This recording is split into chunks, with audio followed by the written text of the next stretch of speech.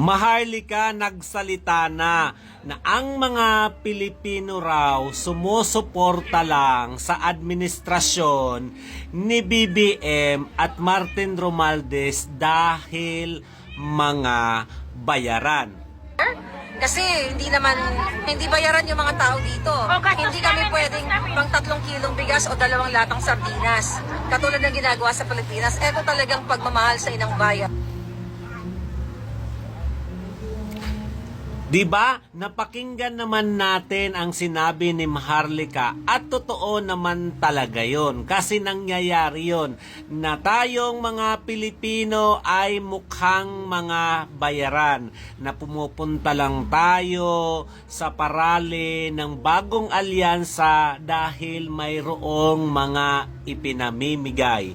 Hindi tulad ng pagmamahal natin sa dating presidenteng si Rodrigo Roa Duterte na walang kapalit. Na pumupunta tayo ng kusa, nagsasakripisyo tayo dahil minahal naman natin talaga si Tatay Digong. At nakita naman natin na hindi lang all over the world ay sumusuporta sa pagpapakulong at pagtratraidor ng Marcos administrasyon sa mga Duterte. All over the world, ang mga OFW ay nagsasakripisyong puntahan si Tatay Digong sa dahig. Hindi man nila makikita ito ng personal, pero pumupunta sila doon sa iba't ibang dako ng bansa para suportahan at makisimpatya sa ginawa na pangingidnap ng gobyernong ito kay Tatay Digong. At ang pinakamagandang sitwasyon na nangyari at narinig natin ay ang pagpapahayag ng suporta ng INC na mali ang ginawa ng gobyernong ito, mali yung ginawa nila na hindi nila idinaan sa tamang proseso, sa tamang batas, yung paghuli at pagkulong kay Tatay Digong na bakit hindi nilitis dito sa Pilipinas at bakit isinuko agad sa ICC o sa ibang bansa. Kaya ang pagtitipon ng ICC, hindi po ito suporta sa birthday ni Tatay Digong. At hindi rin po ito suporta sa administrasyon.